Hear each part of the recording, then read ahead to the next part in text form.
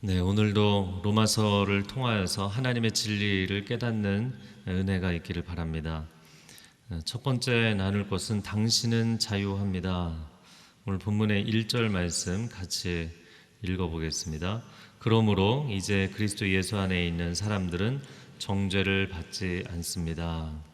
1절에 다 밑줄을 보시겠어요? 이제 그리스도 예수 안에 있는 사람은 정죄를 받지 않는다. 사탄이 우리를 참소할지라도 하나님이 그 참소를 받아주시지 않습니다. 또한 세상이 우리를 정죄할지라도 그분의 보혈로 우리를 덮어주시는 그리스도께서 우리를 위해 변호해 주실 것입니다. 악한 영적인 세력이 우리의 마음 가운데 끊임없이 정죄감을 준다 할지라도 성령님께서 포기하지 아니하시고 우리의 마음 가운데 영적인 해방을 선포하시는 줄로 믿습니다. 할렐루야.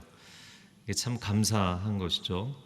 그러므로 이제 그리스도 예수 안에 있는 나는 정죄받지 않습니다. 저를 한번 따라해 보세요. 가슴에 손을 얹으시고요. 나는 죄의 권세에서 해방되었습니다. 아멘. 여러분, 이것을 교리적으로 성경적으로 이해하는 것은 그 다음이고 믿음으로 선포하시는 거예요. 나는 죄의 권세로부터, 사망의 권세로부터, 저주의 권세로부터 해방되었다. 이것이 복음의 능력이기 때문입니다. 로마서 6장부터 지금 8장을 보고 있는데 성화와 관련된 내용입니다. 로마서 6장에서는 예수 그리스도와 연합해서 얻는 의에 대해서, 또 7장에서는 율법으로부터 자유케 된 하나님의 사람들의 자유의 상태, 그럼에도 불구하고 마음에 두 가지 법이 있어서 끊임없이 갈등하고 절망하는 그리스도인의 내적 상태에 대한 이야기를 했습니다. 자, 그런데 드디어 8장에서는 그렇게 얻은 의와 자유가 어떻게 실제로 경험될 수 있는가라는 이슈를 성령님의 임재하심과 인도하심으로 설명하는 아주 중요한 이 성화의 거의 꽃이라고 얘기할 수 있는, 그래서 성경 전체에서 어떤 분들은 로마서 8장이 가장 중요하다 이렇게 얘기할 정도로 중요도를 갖고 있는 본문입니다. 그래서 8장의 소제목을 달아본다면 성령과 성화, 성화의 핵심은 성령님이세요. 자, 8장은 6장부터 마찬가지였는데 이미 예수님을 믿은 하나님의 자녀들에게 주시는 말씀이에요. 그래서 성령을 따라 사는 사람, 육신을 따라 사는 사람, 크리스찬과 난 크리스찬을 얘기하는 게 아닙니다. 그리스도인인데 영적인 사람과 육적인 사람이 나눠진다는 얘기를 하고 있는 거예요. 우리가 예수 그리스도를 믿고 영적 자유를 얻었는데 왜 자꾸 마음 가운데 죄책감에 빠지게 될까? 이 죄의식의 문제에 관해서 그리스도인들 가운데 나타나는 두 가지 양상이 있습니다. 그것은 무엇이냐면 죄의식이 너무 희박한 교인들, 또 한편으로는 죄의식이 너무 강박적으로 너무 심각한 교인들이 있어요. 우리가 세상 속에 살아가면서 세속적인 가치관들을 무분별하게 받아들인 교인들은 죄의식이 너무 희박하다 못해 거의 없다시피 한 경우들도 있어요. 그냥 세상에서 풍요롭고 재밌고 그런 것이면 오늘날 쾌락주의 가치관이 워낙에 압도적인 시대이기 때문에 그냥 그것이 다 좋은 것이고 괜찮은 것이라고 합리화하는 경향이 있습니다. 그러다 보면 성령님이 내 안에서 근심하시는데도 전혀 영적 민감도가 없기 때문에 느끼지를 못하는 거죠. 그리고는 오히려 영적인 합리화를 합니다. 이것이 나름 세상을 살아가는 처세술이고 이것이 사실 하나님이 나의 인생에 부유하게 누릴 수 있도록 주신 복이다. 오히려 내가 이렇게 삶으로 하나님께 영광이 된다라고까지 생각을 하게 됩니다. 오늘날 교인들이 왜 이렇게 세속적인 관점으로 많이 빠지게 되었는가? 우리 모두는 교회를 다니는 교인들입니다. 그러나 명확하게 얘기하자면 교인이라고 해서 모두가 구원받은 하나님의 자녀는 아닐 수 있어요. 그런 것처럼 하나님의 자녀가 되었어도 여전히 세속적인 삶에 빠져 있는 사람들은 거룩한 성도라고 불리기 어려운 사람들도 있는 것이죠. 자, 그러면 왜 하나님의 자녀가 되었는데 죄의식이 희박해져 가는가? 그것은 하나님의 임재의식이 희박해져 있기 때문이에요. 이게 가장 중요한 핵심적인 포인트입니다. 그러니까 정반대로 그래도 내가 교인인데 윤리의식을 갖고 살아야지. 여러분, 윤리 도덕성에 호소를 한다고 해결되나요? 아니요. 윤리의식을 붙잡으면 죄의식이 올라오게 돼 있어요. 이것이 우리가 지금까지 보았던 율법주의의 패턴입니다. 여러분, 율법주의, 윤리의식이나 죄의식으로는 절대로 여러분의 영혼이 자유해질 수가 없어요.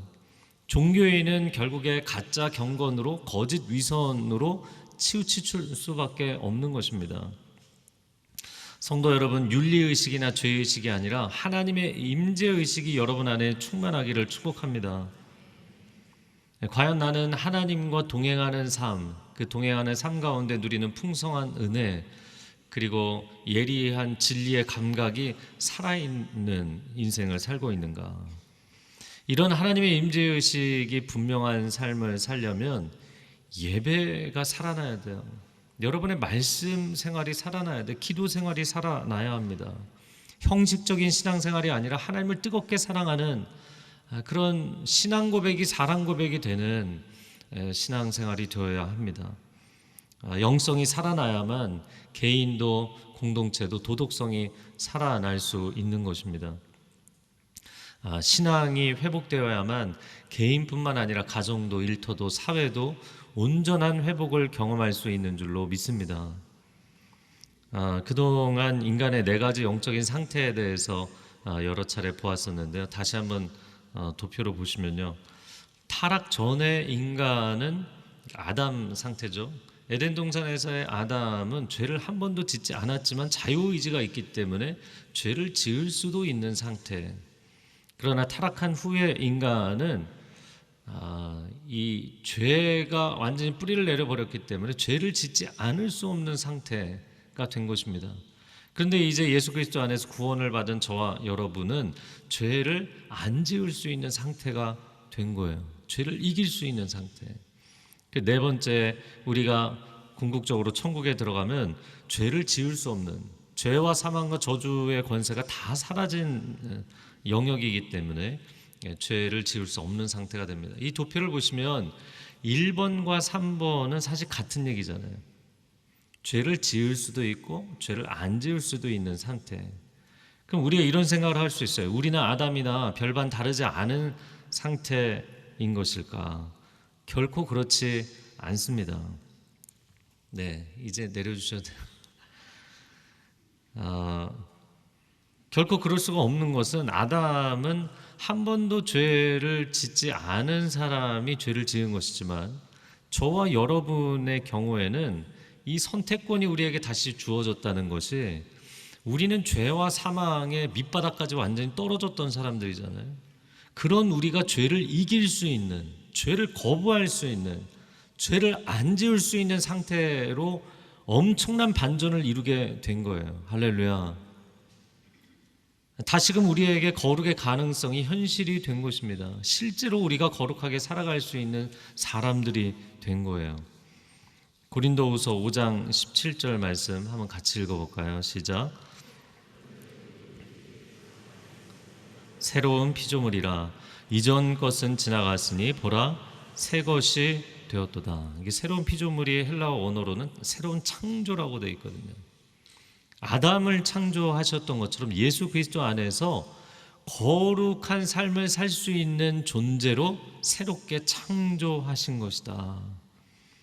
그러므로 우리가 그리스도 안에서 다시는 정죄함이 없다. 지금 제가 아직도 1절 말씀하고 있잖아요. 오늘 본문의 1절과 2절이 8장 전체의 가장 핵심적인 결론부터 이야기를 한 거예요. 다시는 정죄함이 없다라는 것을 세상 방식으로 오해하시면 안 돼요. 세상에서는 사람들이 유전무죄, 무전유죄 이런 표현을 쓰잖아요. 그것은 이 쩐이라는 게 돈이죠. 돈이 있으면 죄가 없고 돈이 없으면 죄가 있는 것이다.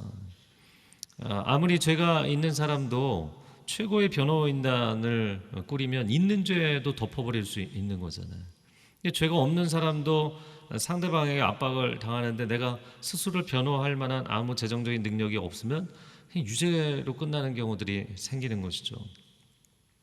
자, 그렇지만 그리스도 안에서 죄가 없다는 말은 있는 죄를 없는 것으로 거짓말을 하거나 덮어버린다는 뜻이 아닙니다. 오히려 나는 죄인의 괴수라는 것을 철저하게 고백하였기 때문에 나의 이 모든 죄를 씻어주시는 예수 그리스도의 그 십자가의 보혈로 나를 완전히 죄의 권세로부터 해방시켜 주셨다는 것을 시인하는 것입니다. 할렐루야. 굉장히 역설적인 것이죠. 그러므로 저와 여러분이 진실로 그리스도를 사랑한다면 절대로 자기 자신을 정죄하며 사시면 안 되는 거예요. 여러분은 다시는 정죄함을 받지 않는 존재가 되었기 때문이에요.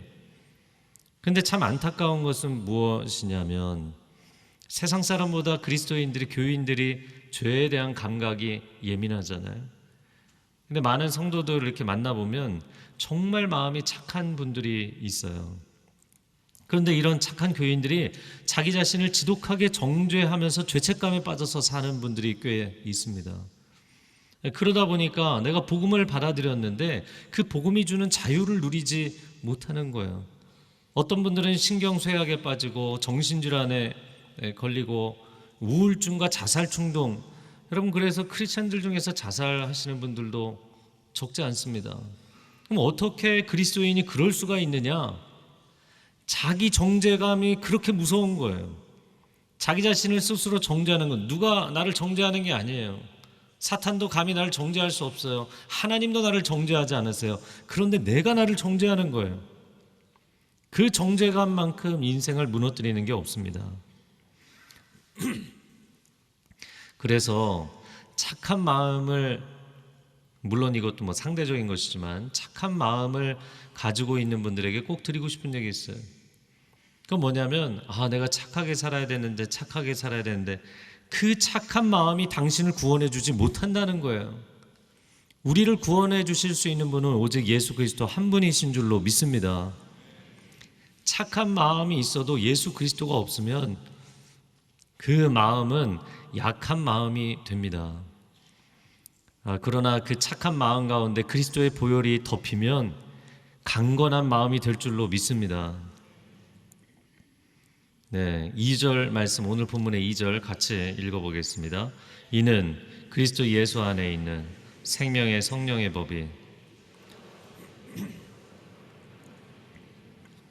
네, 그리스도 예수 안에 있는 생명의 성령의 법이 죄와 죽음의 법을 뛰어넘는다. 죄와 죽음의 법에서 우리를 해방시키신다. 사실 세상에 그 어떤 사람도 죄의 사슬에서 자유로울 사람이 없고 율법의 정죄로부터 피해갈 수 있는 사람이 없습니다. 이것은 뭐 지구상에 있는 어떠한 물체도, 어떠한 존재도 중력의 법칙에서 벗어날 수 없는 것과 같은 것이죠. 하지만 생명을 주시는, 영적인 생명을 주시는 생명의 성령의 법이 우리 가운데 역사하시면 중력의 법칙도 깨트리고 창공으로 비상하는 새처럼 우리 영혼을 자유케 해주신다는 거예요. 네, 제가 지난주에 뉴욕 뉴저지 온누리교회 집회를 마치고 목요일 밤에 들어와서 어제 저녁 청년부 집회까지 계속 달렸더니 아침에 목이 확 가라앉아 있더라고요. 예, 그래서 조금 약간 듣기 힘들으셔도 양해를 해주세요. 그 비행기를 제가 오래 타다 보면 가끔 이런 생각이 듭니다. 야, 이 무거운 동체가 어떻게 그렇게 오랜 시간을 이렇게 공중에 떠서 갈 수 있을까? 이게 대단한 일이다. 미주 노선의 747 여객기 이렇게 제가 찾아보니까 자체 무게가 한 170톤. 그런데 기름을 거의 그만큼 넣더라고요. 연료를 거의 그만큼 넣고 뭐 승객, 화물 이렇게 다 합치면 한 350톤에서 360톤. 그리고 최대 이륙 중량, 그러니까 비행기가 테이크오프, 이륙을 할 수 있는 최대 중량이 388톤이에요. 여러분 전혀 안 놀라시는데 이게 뭐 우리가 숫자로 얘기하니까 그렇지만 거의 400톤이라는 것은 킬로그램으로 환산을 하면 거의 40만 킬로그램이에요. 여러분 1kg짜리 물체도 공중에 뜰 수 없는 겁니다. 근데 40만 킬로그램이 10시간을 넘게 날아가는 거잖아요. 엄청난 속도로. 비행기의 원리를 보니까 땅에서 중력이 잡아당기고 비행기가 날아갈 때 공기 중에 항력, 저항력이 비행기를 끊임없이 제재합니다. 그럼에도 불구하고 강력한 엔진의 추진력으로 날아가는 거예요. 근데 이 추진력만 있는다고 날아가는 것이 아니라 이 엔진의 힘으로 밀고 나갈 때 뭐가 생기냐면 악력이 생겨요. 양력. 이 양력이라는 것은 비행기를 띄워주는 힘입니다. 그래서 여러분 죄의 문제가 끊임없이 우리를 사로잡습니다. 율법의 정죄가 끊임없이 우리의 발목을 잡아요. 그럼에도 불구하고 성령께서 우리 안에 역사하시면 우리 영혼을 하나님의 은혜의 창공으로 띄워주시는 영적인 양력이 발생하는 거예요. 할렐루야. 그래서 내가 이렇게 은혜 가운데 성령 충만하게 이렇게 내가 승리하는 삶을 살다니, 내가 나를 보면서도 놀랄 때가 있잖아요. 그것은 그분이 영적으로 나를 띄워주시는 힘이 발생하기 때문이죠. 그러므로 성도 여러분, 여러분의 삶 가운데 복음의 엔진이 멈추지 않기를 바랍니다. 세상으로 돌아가거나 율법으로 돌아가지 마세요. 또 한 가지는 성령의 기름이 떨어져서도 안 됩니다. 내가 지금 신앙생활을 영적으로 잘하고 있다고 이제 너무 그렇게 열심히 안 해도 되지, 약간 느슨하게 이렇게 생각을 하시면 안 돼요. 왜냐하면 비행기가 그렇게 고공을 날고 있을 때에도 매 순간 중력이 잡아당기고 있는 것이고 매 순간 항력이 그 비행기를 저지하고 있는 거예요. 그럼에도 불구하고 이 엔진의 강력한 힘과 부양하는 그 양력이 있기 때문에 이 비행기가 날아가고 있는 것이죠. 어떻게 보면 우리가 이 세상 살면서 조금 여유 있게 편안하게 느슨하게 살고 싶을 때도 있죠. 성령 충만하게 산다는 것은 매 순간 내가 영적으로 긴장해야 되고 힘든 삶이다 이렇게 생각될지 모르지만, 여러분 성령 충만하면 죄의 중력으로부터도 율법의 그 항력으로부터도 자유한 영혼이 되는 특권을 누리는 줄로 믿습니다. 특권을 누리며 살아야죠. 비행기가 추락하는 길을 선택하는 것이 아니라 계속 엔진을 돌리고 계속 기름을 쓰더라도 비행기가 날아가는 것이 축복입니다. 이렇게 우리가 성령 충만한 삶을 살기를 원한다면 여러분 말씀으로 충만하시기를 바랍니다. 하나님의 은혜로 충만히 채우세요. 우리가 세상에서 많은 노래를 들을 수 있지만 찬양 많이 들으시고 말씀 많이 읽으시고 하나님 앞에 엎드려 기도하는 시간이 행복한 시간이 될 수 있기를 축복합니다. 그래서 신앙이라는 것은 그리스도인이 되었지만 내가 영적인 그리스도인으로 살 것이냐 육적인 그리스도인으로 살 것이냐, 이건 당신의 선택이다. 그 얘기를 하고 있는 것이 오늘 3절에서 11절의 설명입니다. 자, 2절을 읽었는데 2절을 밑줄을 안 걷죠. 2절도 밑줄을 다 그으시면 좋겠어요. 그리스도 예수 안에 있는 생명의 성령의 법이 죄와 죽음의 법에서 여러분을 해방했다. 자, 두 번째 나누고 싶은 주제는 육신을 따라 살 것이냐 성령을 따라 살 것이냐. 5절에서 8절의 말씀을 읽어 보겠습니다. 본문의 5절 보여주시겠어요? 같이 읽겠습니다. 육신을 따라 사는 사람은 육신의 일을 생각하지만 성령을 따라 사는 사람은 성령의 일을 생각합니다. 육신의 생각은 죽음이지만 성령의 생각은 생명과 평안입니다. 육신의 생각은 하나님을 적대하는 것입니다.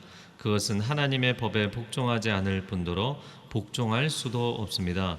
육신 안에 사는 사람들은 하나님을 기쁘시게 할 수 없습니다.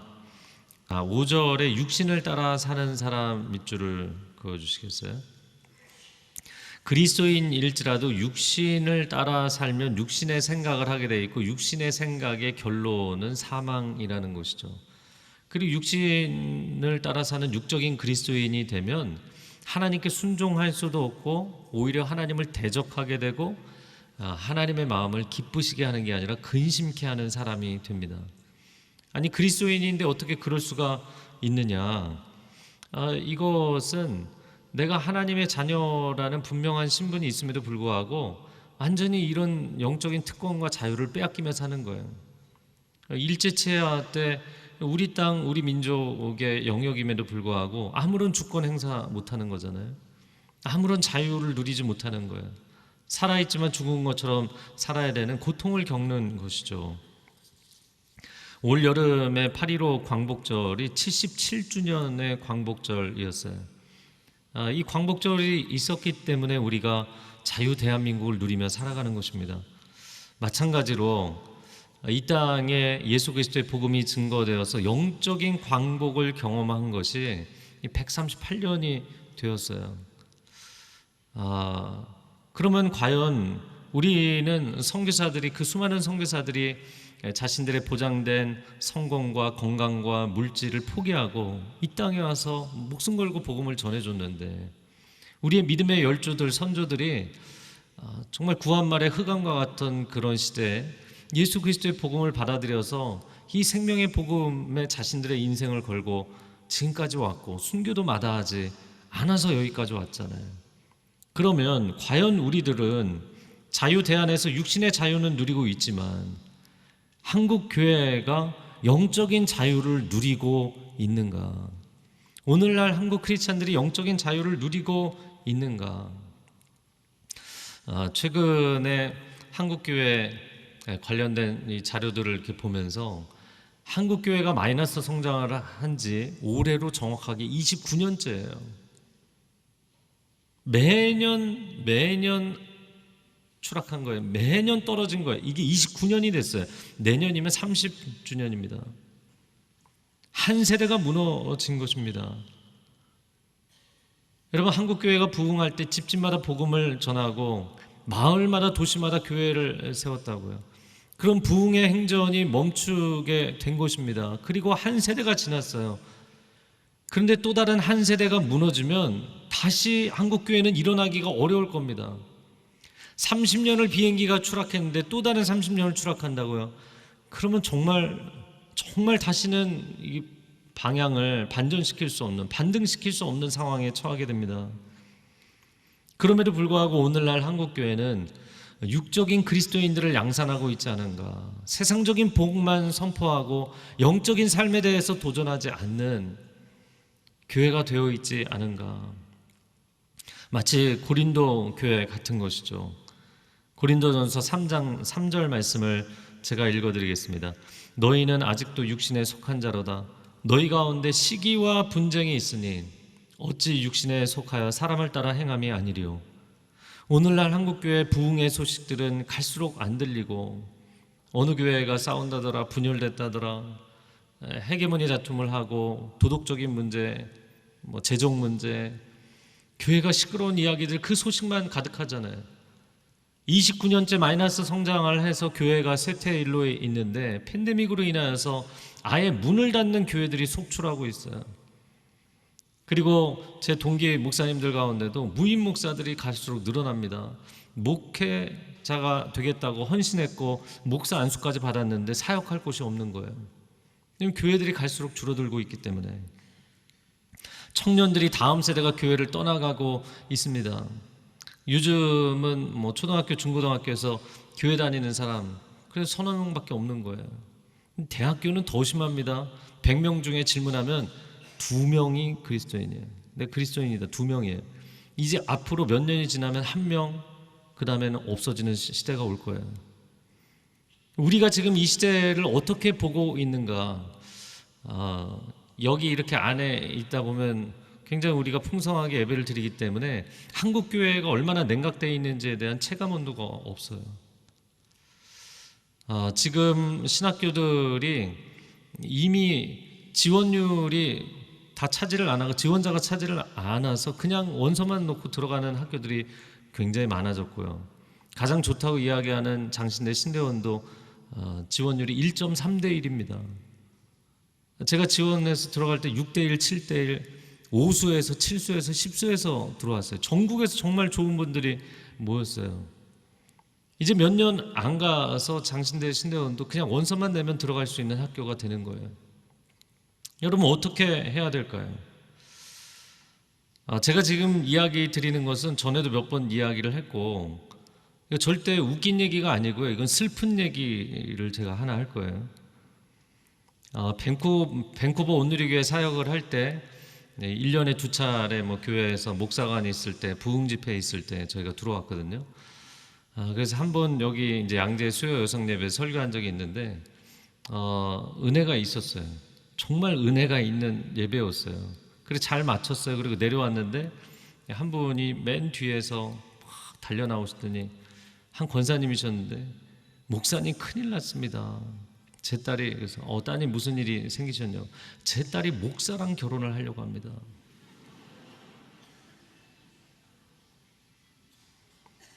제가 너무 당황해서요, 무슨 기도를 했는지 기억이 나지 않나요? 뭐라고 기도할 수 있겠어요? 기도하는 게 아니라 제가 그분에게 자초지종을 물어봤어요. 그 사람이 이상한 목사라서 그러면은 이상한 사람이니까. 근데 목사라서 그런 것이라면 굉장히 잘못된 생각이라는 걸 그 자리에서 얘기를 했었어야 되는 거죠. 상당히 제가 어렸을 때였고 저도 너무 당황을 했던 것 같아요. 목사에게 목사 사회가 될 만한 사람을 떨어져 나가라고 기도해달라는 거잖아요.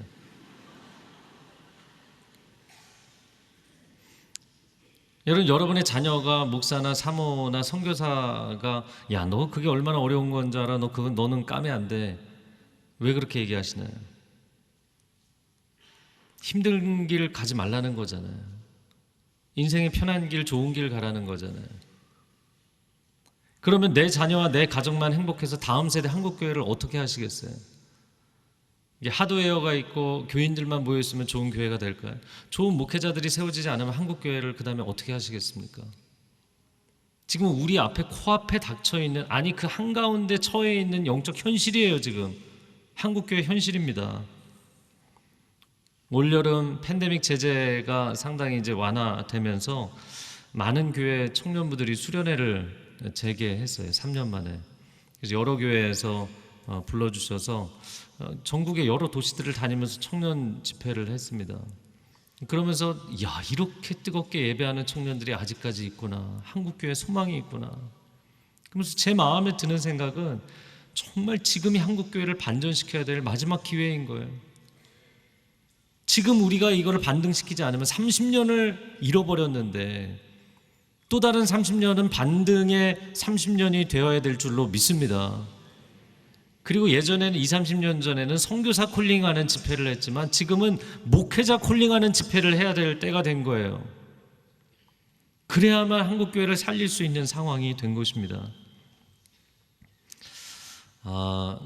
어떤 성도님이요, 누군지 알려고 하지 마세요. 3년 전에 첫 번째 이메일이 왔는데, 그리고 나서 매년 딱 가을 그때에 이메일을 보냈어요. 15살 아들이 갑자기 뇌종양으로 수술을 하게 됐고, 수술이 잘못돼서 2번째 수술을 했고, 그리고 양쪽 눈의 시력을 다 잃게 되는 실명을 하게 됐어요. 그러니까 그 부모의 마음이 너무나 그 절망감에 빠지는 거예요. 하나님을 원망하고 나도 죽어야겠다, 이런 죽음까지 묵상하게 되고, 여러분 이런 상황이 되면 대부분은 하나님과 가까웠던 사람도 하나님과 멀어지는 거잖아요. 근데 최근에 한 집회에서 이 두 부부를 직접 만나게 됐고, 갑자기 집회가 끝나는데 우리가 그들이라고 찾아오셨어요. 그리고 그 3년이 지나서 18살이 된 그 아들도 보게 됐어요. 그리고는 제가 너무 충격을 받은 거예요. 왜냐하면 그 3년 동안 이 사건을, 아들이 실명하게 된 사건을 하나님의 경종으로 받아들이고, 이분들이 사회적으로 본인들의 분야에서 나름 최고의 지위를 얻고 모든 풍요로움을 누리면서 하나님의 복은 누리는데 그냥 하나님과는 형식적인 관계로 거리를 두고 살았는데, 말씀 앞에 엎드리고 새벽마다 예배당에 가서 엎드리고 영적인 크리스찬으로 완전히 바뀐 거예요. 그래서 이렇게 성령 충만한 사람들이 있을까? 이렇게 행복해 보이는 사람이 있을까? 행복한 부부가 되어 있는 거예요. 그리고 그 아들이 중고등부에 있다고 해서 가서 기도를 해주겠다고 가서 보니까 아이가 찬양팀에서 찬양을 섬기고 있는 거예요. 그래서 너무너무 밝게 행복한 얼굴로 다윗처럼 예배를 드리는 그 아이, 하나님이 우리 가정을 통해서 선한 일을 많이 이루실 겁니다. 나는 하나님 나라의 에이전트입니다. 그렇게 이야기하는 그 아들을 하나님께서 다윗처럼 다니엘처럼 존귀하게 세우지 않으시겠습니까? 여러분, 이제 결정하셔야 되는 거예요. 마지막 때가 가까울수록 이 팬데믹 3년의 고통을 우리가 겪고 있잖아요, 여전히. 근데 이것은 또 다른 팬데믹의 전조라고 이야기하는 것이고, 수많은 자연재해를 겪으면서 이 지구의 나이가 얼마 안 남은 것을 우리가 보고 있는 거잖아요. 여러분은 그냥 육적인 크리스찬으로 계속 살 것인가, 아니면 영적인 크리스찬으로 살 것인가, 이 선택의 갈림길에 우리 모두가 서 있는 것이고, 한국교회도 이 선택의 갈림길에 서 있는 거예요. 자, 이어지는 9절에서 11절 제가 읽어보겠습니다. 그러나 하나님의 영이 여러분 안에 거하시면, 그 9절의 첫 번째 문장 밑줄을 그으시겠어요? 하나님의 영이 여러분 안에 거하시면 여러분은 육신에 있지 않고 성령 안에 있습니다. 누구든지 그리스도의 영이 없으면 그리스도의 사람이 아닙니다. 그러나 그리스도가 여러분 안에 계시다면 몸은 죄로 인해 죽으나 영은 의로 인해 살아 있습니다. 예수를 죽은 사람 가운데 살리신 분의 영이 여러분 안에 거하시면 그리스도 예수를 죽은 사람 가운데 살리신 분께서 여러분 안에 거하시는 자기 영으로 인해 여러분의 죽을 몸도 살리실 것입니다. 아멘. 성령이 내주하시면 몸은 쇠할지라도 영은 살아난다, 이거예요. 왜냐하면 오늘 마지막 11절에 설명하는 것처럼 하나님의 아들 예수 그리스도를 사망 권세에서 일으키신 그 부활의 능력이 성령을 통하여서 죽어갈 수밖에 없는, 썩어질 수밖에 없는 우리의 인간의 육신도 살려내신다는 거죠. 그러니까 죄에 완전히 깊이 빠져있는 인생이었는데 그 사람이 거기서 일어나 거룩을 지향하며 살 수 있는 사람으로 살아난다는 거예요. 할렐루야. 이건 뭐 부활의 능력의 역사라는 것이죠. 우리는 크리스찬입니다. 크리스찬, 리틀 크라이스트, 작은 그리스도라는 뜻이잖아요. 크리스찬이라는 이름표가 있는데 우리가 세속에 빠져 살거나 율법에 치우쳐서 살면 이름값도 못하는 거예요. 그러나 이제는 이 세상을, 이 대한민국의 영적 현실을 반전시킬 영적인 신인류가 등장을 해야 합니다. 이건 진짜 신인류인 거예요. 모든 사람이 죄와 사망과 저주의 권세 아래에 있는데 이걸 뚫고 나올 수 있는 사람들, 성령의 사람들, 하나님의 사람들, 저와 여러분이 그런 사람들이 되시기를 바랍니다. 제가 책에도 썼지만 호모 비블리쿠스, 생각하는 인간, 호모 사피엔스, 도구적인 인간, 사회적인 인간, 정치적인 인간, 그런 거 말고요, 성경적인 인간, 말씀으로 충만한, 그리고 성령으로 충만한 호모 스피리투스, 영적인 인간이 되시기를 바랍니다. 그래서 하나님이 심판의 때에 노아를 일으키셨던 것처럼 하나님 한국교회를 반전시킬 수 있는 구원의 반전의 역사를 일으킬 수 있는 사람들이 되게 하여 주시옵소서. 선택하셔야 돼요. 그냥 육적인 교인으로 살다가 간신히 구원만 받는 인생을 살 것인가, 아니면 우리 세대가 한국교회 부흥의 마지막을 경험한 세대인데 바톤을 바닥에 떨어뜨릴 수는 없잖아요. 적어도 다음 세대에게는 넘겨줘야 되지 않겠습니까? 어떻게 되었든 간에 이 복음과 축복의 영적인 바톤을 다음 세대에게 넘겨줄 수 있는 하나님의 사람들로 살아갈 수 있기를 축복합니다. 이 시간 함께 기도하겠습니다. 여러분 가슴에 손을 얹으시고요,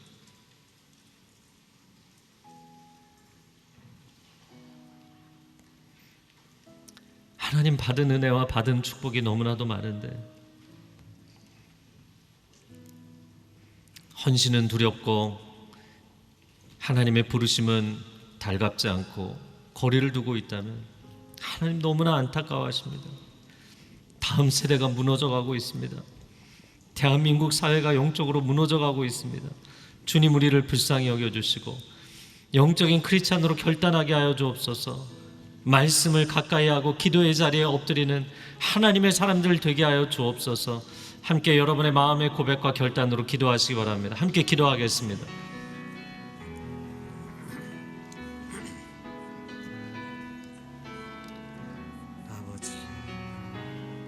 아버지,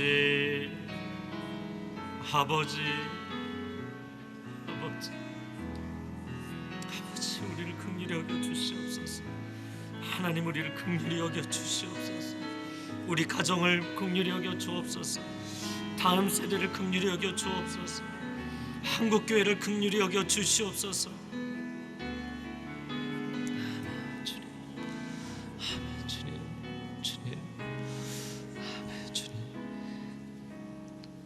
주님 우리 가운데 새 일을 행하여 주시기를 원합니다. 소망은 오직 예수 그리스도 한 분께 있는 줄로 믿습니다. 다시 한번 주님을 향한 영적인 집중력과 초점이 회복되게 하여 주셔서 복음의 능력, 성령의 능력이 한국교회 안에 불길처럼 일어날 수 있게 하여 주시고, 그것이 교회를 살릴 뿐만 아니라 사회와 국가를 살리고 열방을 살리는 하나님의 축복의 역사가 되게 하여 주옵소서. 예수 그리스도의 이름으로 기도합니다. 아멘.